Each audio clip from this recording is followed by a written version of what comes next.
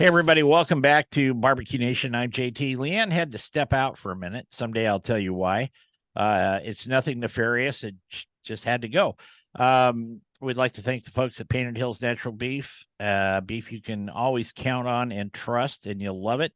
If you go to their online store at paintedhillsbeef.com, this time of year, they've got a 15% discount for Barbecue Nation listeners. You just type in BBQ Nation in the little code or coupon place, and it'll tell you all about it, and you'll get it right to your door. Also, we want to talk about, just for a moment, Leanne's pig powder.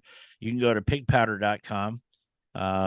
It's great stuff. I use it all the time. In fact, I used it on some cheese bread last night. I was experimenting with it, and it worked really well. So just go to pigpowder.com. I want to welcome next Dan Waltzer from Grates. Dan is the CEO. He's a relatively new CEO in the barbecue business, but he's going for it here. And as part of our Christmas gift suggestions, I would recommend Grates, actually. But Dan, welcome. Thanks for having me. Happy to be here. So how did you get wrapped into Grates? It's a great question, and it's a bit circuitous, but I started using grill grates probably, I don't know, 6 or so years ago. My wife got me a set for Father's Day from a recommendation from a friend. Fell in love with the product, and that was about as far as it went. I used it on the grill and then told some friends about it, but totally randomly, I ended up getting introduced to Brad Barrett, who I don't know if you probably know him, but Brad was the founder, the inventor, and the original owner of Grill Grate.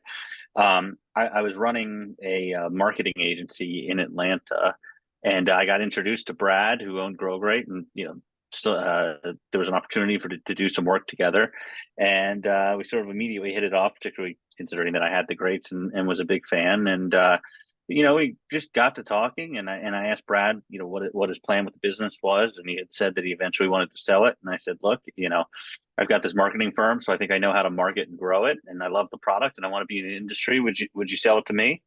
And he said yes, and here we are. And he's fishing now. He's fishing now. He's still involved pretty heavily with Grill Grate, but he's definitely doing more fishing than he was before. I know when I saw him the year before in Texas, and he was talking, and he says, you better get a hold of me while you can, because I'm going to be headed for the water with my fly pole, or so. He made some comment like that, and I started laughing. I believe him. And damned if he didn't end up doing that. So, Yeah. did you know? I mean, you had a pellet grill or barbecues at home, but were you really familiar with the entire width and breadth of the barbecue world? I wasn't. I mean, I always considered myself sort of a serious amateur grower. I do most of the cooking in our house, and most of the cooking happens outside. It's obviously that has grown in the last 2 years since I've been at the helm here at Grill Grate. But no, I mean, my experience in the industry was, prior to coming, on board with Grill Grate, it was 100% as a, backyard end user. Yeah. What's your favorite poison? Pellets, charcoal, gas, a little of everything? I would say a little bit of everything. I mean, I think I'd say my preferred poison is just a nice fat, juicy, reverse seared ribeye. So Yeah. get a little bit of pellet in there, a little bit of gas or charcoal, however I want to finish it off. Well, But that's that's my yeah, that's the cool thing about your products is you make them for every kind of cooker, really. we do. Yeah, I think it's great. My wife at this point probably doesn't, because now I've got pretty much every type of grill you can imagine sitting in the backyard. But yeah, we make grates for gas grills, and what's cool is that the grill grates, look, they do the same core thing on every grill, which is they sear better and they add more flavor and more juiciness to the food, and Right. that's a constant, no matter what fuel you're cooking on. But I think what's really nice about Grill Grate is that the product also solves sort of the core problems with every type of grill, right? Yep. Gas grills, the biggest complaint is uneven heat and flare ups. grill grates, even out the heat, and they stop the flare ups. On pellet grills, which typically don't get hot enough to really, truly sear. Right. The grates will run 150, 200 degrees hotter than the temperature of the grill, and you can get a real sear on a pellet grill. And on, charcoal grills, whether it's Kamado or kettle or a PK, I think one of the great things about the grates is that it helps you really actually control the temperature, right? And the one thing I've learned is that you might overcook your food, but you're never going to burn it. And I think it just makes grilling, easier and more fun and less stressful. I think, honestly, I feel your pain about the number of grills and cookers you have in your backyard. I'm sure. My wife's like, no. So, but it takes a little bit. It takes a couple of cooks for you to get used to them when you first get them. It does. I think for a lot of folks, the first time they use the grate, they're just sitting there waiting and watching and staring and waiting to see what happens. And I think that's the beauty of the product is you don't have to do that. You put them on, check your temperatures and kind of, it really just enhances the flavor of the food and lets the food do its thing without you having to sit there and watch it. And it makes grilling simpler. How does that getting hotter process work? Is that like conduction heat? Is it because they're not made out of the same stuff like your regular grates are on your kettle? Okay, I'll just use that as an example. Yeah. So most of those grates are stainless steel. Mm-hmm. The grill grates are made of aluminum, and they're extruded aluminum, and then they're hard anodized, which is a food safe coating that also develops into a nonstick surface. And so the properties of the extruded aluminum is much more conductive than stainless steel. So think of any type of grill in a closed environment, right? Normally, you've got sort of the heat source at the bottom. You've got these open grates that are letting air and hot air sort of rise and pass through, and most of that heat ends up escaping out of the back of the grill. Right. The grill grates, because of the design with the valleys with the holes in it, there's more surface area, and the surface area of the product is more conductive, so it traps and it captures all of that heat. So instead of just sort of losing the heat, out into the air, out the back of the grill grates capture and hold the heat, and they retain the heat well. And so, all that excess hot air that's flowing up through the grill, you're capturing it and you're putting it into the grates and then using it to sear off your food. Now, can you reverse them? Yeah, it's a great question, and maybe controversial, but it's fine with me. That's why I asked it. Yeah, no, I prefer cooking on the flat side. So you can, you've got your traditional sort of rails up grilling, right? When you put the grates on, but you can flip them over and you have a flat side, and that's how I like to finish most of my food, because the flat side gets hot, just as hot as the rails up side, and you sort of have a griddle now on your grill, and I like to sort of finish off my steaks with. Brad Barrett dubbed it the Ruth's Chris Kiss, but just sort of flipping the steaks over, getting a nice sear off to finish it. I'll tell you, I maybe I shouldn't say this, but what I do is I take, when I'm using the grill grates, I use half rails up and the other half flat. Okay. And then I get exactly what you're talking about there. That's exactly what I do. Yeah. It just works out great. And I like them too. I'm lazy, sort of, but they clean up really well too. Dan, I can take them after they're cooled off and stuff. And I have a little area over by my shop that I can roll out my pressure washers, or I have soap and water there, whatever. And they just clean up really easy. Yeah. I think I would challenge you to do less cleaning, and this is something we struggle with. Okay. With a lot of folks, you think of the grates in some ways cast iron, where they just sort of season over time. Mm-hmm. And what I always tell people is get the crud out of the valleys, but that dark black sort of rich color that develops over time. That's a good thing. That's flavor. It's nonstick.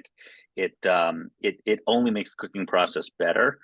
once a year, I agree. Take them out, spray them down, get all the junk off.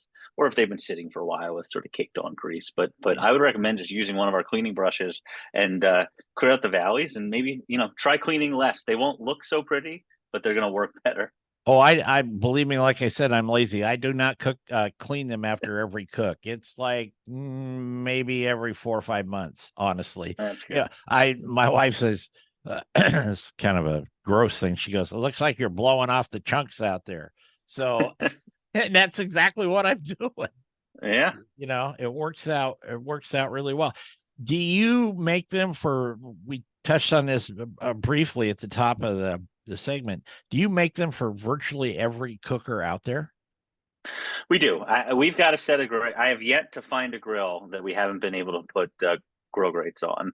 On our website, we've got listed, don't quote me on this, but probably the top 30 or 40 grill brands out there, and we've got the sets there for them. And if you've got some sort of obscure grill or just something that you don't see listed on the site, we can do custom cuts down to whatever size you need.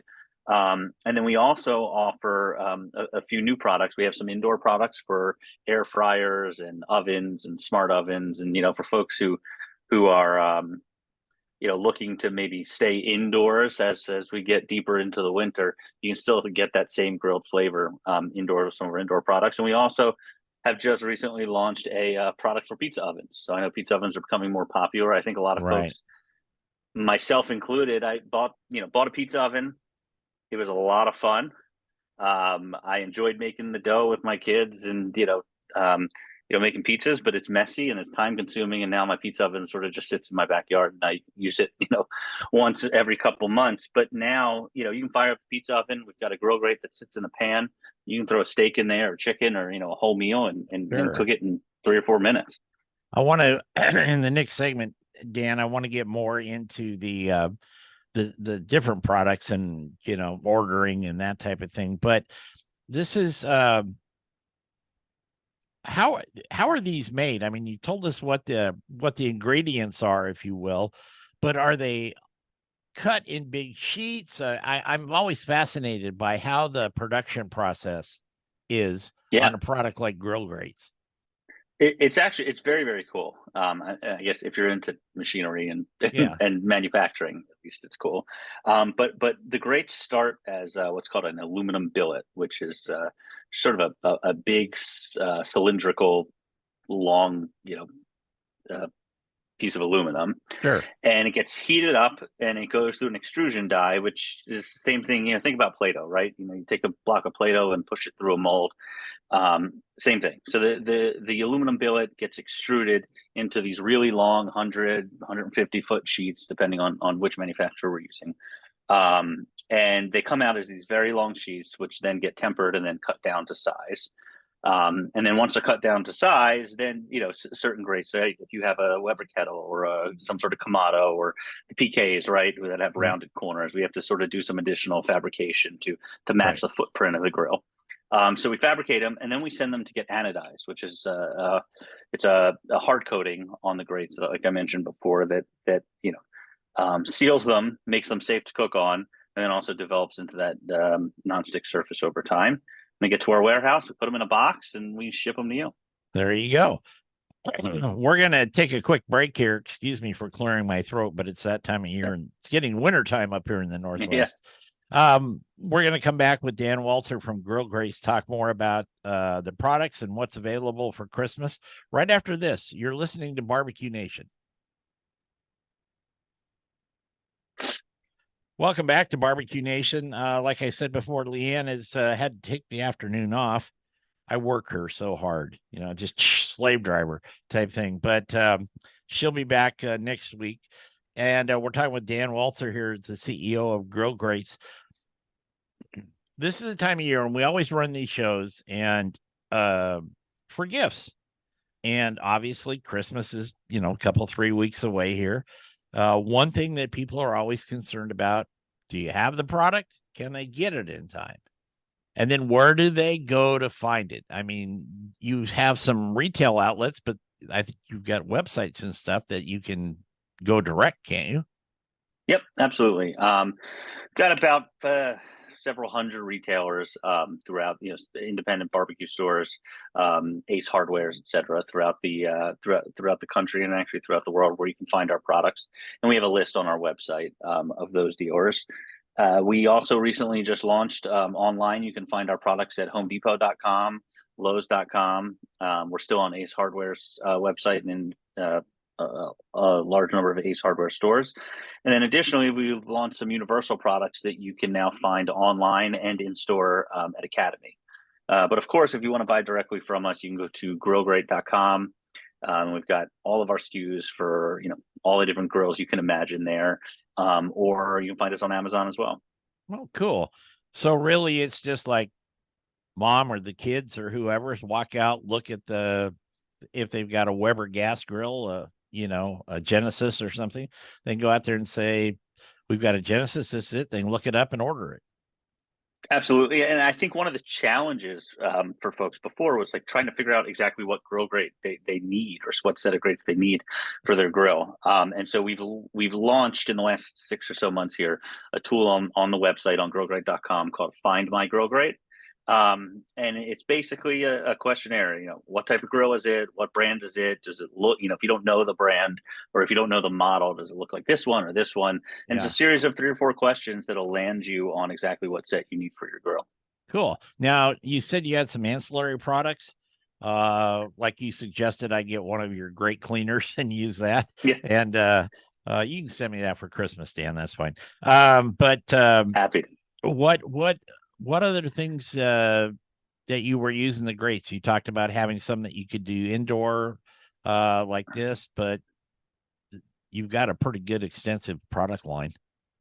We do. We got a nice set of accessories to complement the grill grates. I think probably the most well known is what we call our grate tool, which is our spatula that looks like a fork that fits perfectly into the valleys to lift the food off the grates instead of scraping the food off the grates.